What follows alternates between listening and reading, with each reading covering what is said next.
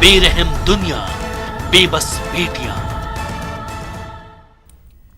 क्या इस देश में महिलाओं के लिए घर की चार दीवारी में आजीवन सश्रम कारावास भोगते रहना ही उनकी सुरक्षा की गारंटी है? और जब भी वो इस चार दीवारी से बाहर कदम रखने की कोशिश करेंगी, उसके अस्तित्व, उसकी आत्मा को तार तार कर दिया जाएगा। नमस्कार, आप देख रहे हैं प्राइम डिबेट। आपके साथ मैं हूं स्वप्निल।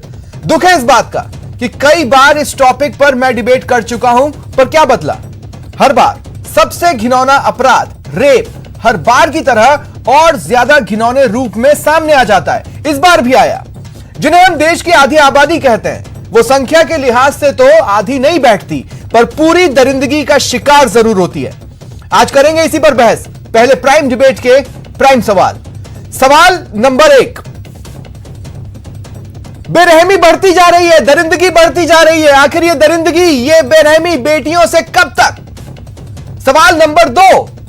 जो पीड़ित पक्ष होता है, उसे इंसाफ के लिए बहुत मुश्किल जंग से गुजरना पड़ता है और उस जंग में वो जंग तकलीफ दे बना दी जाती है। सवाल यही है कि इंसाफ की जंग तकलीफ दे क्यों? सवाल नंबर 3। क्या सियासत सिलेक्टिव होती है? राजनीति का आरोप लगता है, एक धड़ा दूसरी तरफ और दूसरा धड़ा इस तरफ हर बार नजर आता है। क्या यह सियासत सिलेक्टिव होती है? बड़ा सवाल है और आज करेंगे इसी पर चर्चा। और मेरे साथ जो गेस्ट पैनल मौजूद है, इंट्रोड्यूस करवा देता हूं। महिला आयोग की पूर्व अध्यक्ष, कांग्रेस का जाना पहचाना चेहरा गिरिजा व्यास मेरे साथ हैं। वहीं राज्य महिला आयोग की पूर्व अध्यक्ष, बीजेपी का जाना पहचाना चेहरा सुमन शर्मा मेरे साथ जुड़ रही हैं। हाईकोर्ट की वकील है शालिनी श्योराण जी और समाज सेविका है कल्पना शर्मा जी।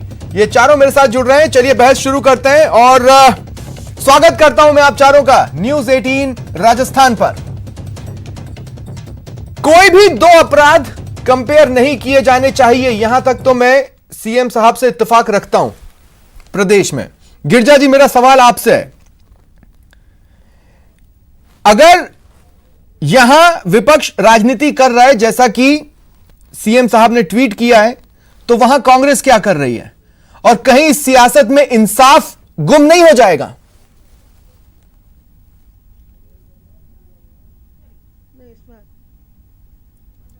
मुझे सुन पा रही हैं गिरिजा जी? मैं अभी उनसे कनेक्ट नहीं हुआ, मेरी टीम मुझे उनसे कनेक्ट करेगी। तब तक सुमन जी, मैं आपके पास आ रहा हूं। देखिए, यूपी में जो हुआ, सिस्टम पर सवाल उठ रहे हैं। अब सिस्टम या तो सरकार के दबाव में था या किसी और के। अगर सरकार के दबाव में था तो यह तो जघन्य अपराध है, लेकिन किसी और के, तो वो कौन है जिसका इस्तकबाल सरकार से ज्यादा है, बीजेपी की सरकार से ज्यादा?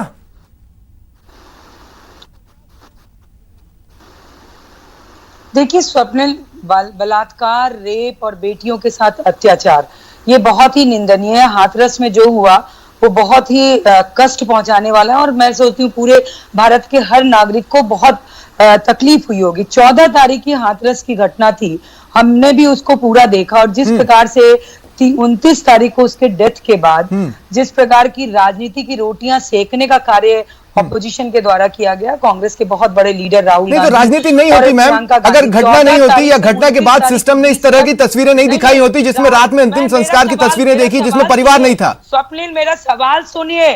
14 तारीख से लेके 29 तारीख के बीच में एक बार भी क्यों नहीं आवाज उठाया गया सरकार के खिलाफ?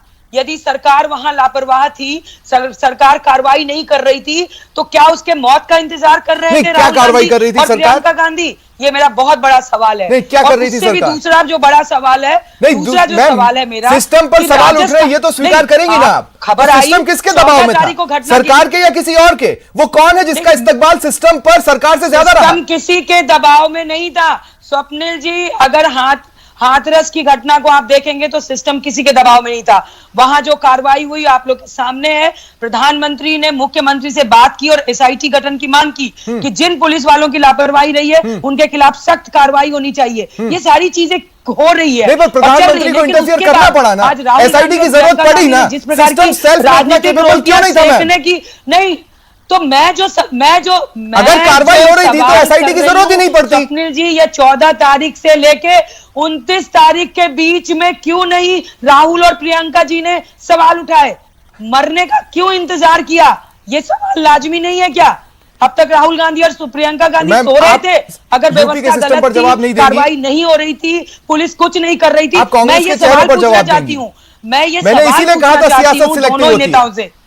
मेरे सवाल का जवाब मुझे मिल रहा है। मेरा तीसरा सवाल था प्राइम डिबेट का, सियासत सिलेक्टिव होती है। इसीलिए राजस्थान के मुख्यमंत्री ने 12 कांड में क्लीन चिट दे दिया कि 164 में लड़की ने बयान दिया है, कोई रेप नहीं हुआ है। उस पर भी आ रहा हूं मैं, उस पर ही आ रहा हूं। देखिए, इधर आप इस पर बोल रही हैं, वहां कह रही सरकार कार्रवाई कर रही है।